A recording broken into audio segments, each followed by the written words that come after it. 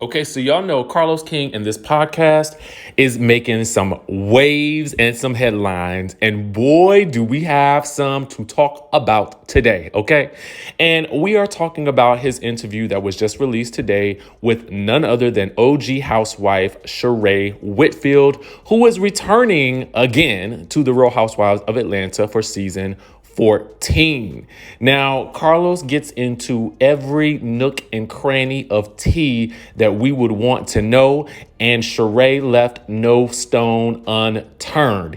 Even a question that she had vowed not to answer, she went in and answered and is holding this person accountable. Oh, yes, she is calling out Kim Zolciak. She is giving us some surprise guest appearances on the Real Housewives of Atlanta. Sheree is bringing everything in this interview, and we're gonna break it all down. Okay, so first things first, Carlos went back and, he was giving her props for, being one of the reasons why the Atlanta season 1 really got jumped off, because she left Nene Leakes off of the guest list.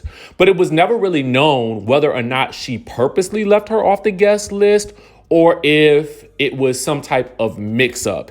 And Sheree says no one has ever really asked her what really happened with that. They kind of just talk about it, but they never really ask her that question. So Sheree was like, she purposely left Nene off the list. She goes into this story about how before filming started, apparently there was a party that Nene Leakes had wanted her to get her into, because Sheree apparently was, again, that girl. And she was, getting, I guess, maybe Nene Leakes into some parties allegedly. And she had told Nene Leakes she couldn't get her into this particular party. And Nene Leakes allegedly had a problem with it. And so they had I don't know if it was a production meeting or a meeting before the show started filming. And her and Nene almost got into a physical altercation. Oh, yes.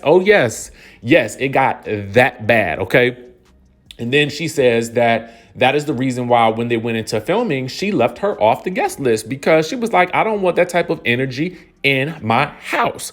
So I was like, ooh, wait. So you know what? Honestly, this makes me want to go back and watch season 1, because season 1, episode 1 was everything. Okay. Everything. All right. So then she goes into Marlo finally getting a peach. And she reveals that some of the girls who Marlo thinks are her friends actually petitioned against her getting a peach all these years. So my question is, who do you guys think that Sheree is talking about? Because we know that at certain points, Marlo was close to Portia. At certain points, Marlo was close to Kenya. At certain points, Marlo was also close to Nene. So let me know in the chatterization, who do you think was petitioning behind Marlo's back to keep her from getting a peach all these years? Next, they talked about how friends of the show are also sometimes less respected, and the cast sometimes will kind of disrespect the full-time, the part-time staff by calling them just friends of, or calling them peach lists or whatever like that. And she also talks about how she brought her friend onto the show this season for season 14, and her friend was treated like that by a cast member as well. Now, I'm thinking that she's speaking about her friend. I don't know if her name is Phaedra, but I know from other sources that Drew Sidora and Phaedra end up getting into it. So my suspicion is that the full-time cast member who Sheree alluded to disrespected her friend was actually Drew Sidora. She also says that Marlo came in. Marlo says that she can't really read, but she can go below the belt. And she says that Marlo and Kandi was hidden so far below the belt, and it got really, really ugly, but she was highly entertained. Okay. She says she's not the bone collector this season, and she's good with everybody. So apparently there was also someone who was promising to come to her She by Sheree fashion launch. Now, at first, she didn't want to answer, Because I was thinking like, well, who is she talking about? Because it was somebody that had promised that they were going to come and they ended up not coming, and it really, really hurt her feelings. So I was thinking, maybe was it Nene? And then Carlos asked about Lisa Wu, and no, it wasn't Lisa Wu. Lisa Wu had other plans, but it wasn't her. And she finally reveals that it was Kim Zolciak. And she says it really hurts her because she was expecting for Kim to come and support her in this event because it really mattered. And they really talked about, coming back to the show when you're not on the show to celebrate important moments and not doing it for a paycheck. In my mind, Kim was likely afraid of running into Kandi or into Kenya. So I'm thinking that's probably why she wouldn't have come. But she could have brought Croy, her bodyguard. Anyway, she says that she doesn't really have a relationship with Kim at this point, but she does have respect for her, okay? Apparently, though, Lisa Wu was invited to a cast event, and Lisa Wu had to put somebody in check because somebody was coming for her. So Lisa Wu is getting some read-offs in the new season. I am here for that, especially if Lisa Wu can, bring that fire that we know she got up in her somewhere down deep, okay?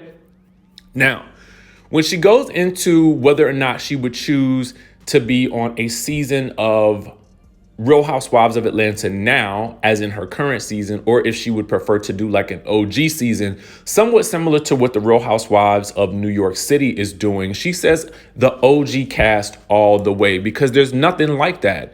She also talks about this season. She loves Sanya. She's really sweet and a voice of reason, but she did have to grow into her voice. So then came the big question of the day. Carlos asked, should Phaedra come back? Sheree says yes. And she actually brought her name up to the network initially when they reached out to her to bring her back. She says she thinks they were interested, but Well, I'm adding in the ... because she didn't really get to finish the sentence, but it's basically been stated by Kandi that, if Phaedra returns, she will gracefully bow out of the show and allow them to do their thing. She just doesn't want to have anything to do with Phaedra after the things that Phaedra allegedly said about Kandi and the dungeon and all that kind of stuff like that. So,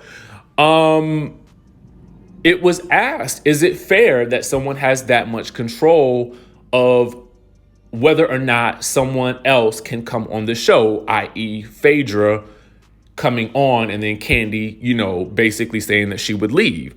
And here's what Sheree had to say. She says no. She says, as much as I love Kandi, I feel like Kandi should want to do what's best for the show and what's in the best interest of the show, and that there needs to be a conversation that they have on the show.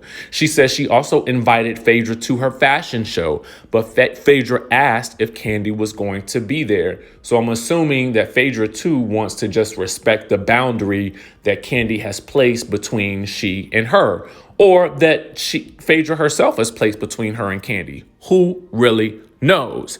But what we do know is that Sheree, A, brought it up to the network. B, she indicated that there was some interest there. But ultimately, what we do know is that Phaedra is on the Real Housewives Ultimate Girls Trip. So we can clearly see, based on the fact that she was also had done the Watch What Happens Live episode previously, we could basically see that the network is still very much interested in Phaedra Parks and they still have their eyes on her. So I would not, rule out a Phaedra Parks comeback somewhere down the line, but most likely when Kandi has decided that she is no longer going to participate on the show. And I feel like we just have to respect that boundary at this point. But to Sheree's point, she says, well, I've had to film with people I don't like. I've had to deal with uncomfortable conversations. And this is a reality show. And we are on this show to show our lives. And sometimes you just have to do what you have to do in order to make a good show. So let me tell y'all something. There was so much tea that was spilt in this interview. Guys, I need you to dig into this podcast. Dig into this podcast. It was everything. And what I like, here's what I do like about what I noticed about Carlos's podcast. Because he has a producer and that sort of thing, they're able to really cut out anything that's, I think, unnecessary, right? Because a lot of times, you will hear podcasts and they will ask some of, the mundane questions.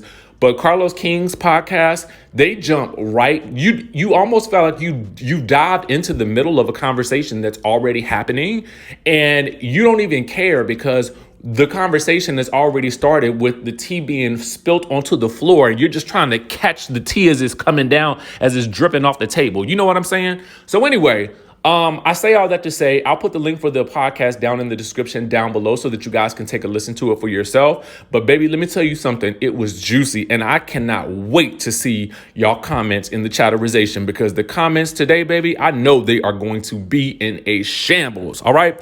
So that's all we got for you guys for right now anyway. And keep it locked onto the channel, and I will catch you in the next video.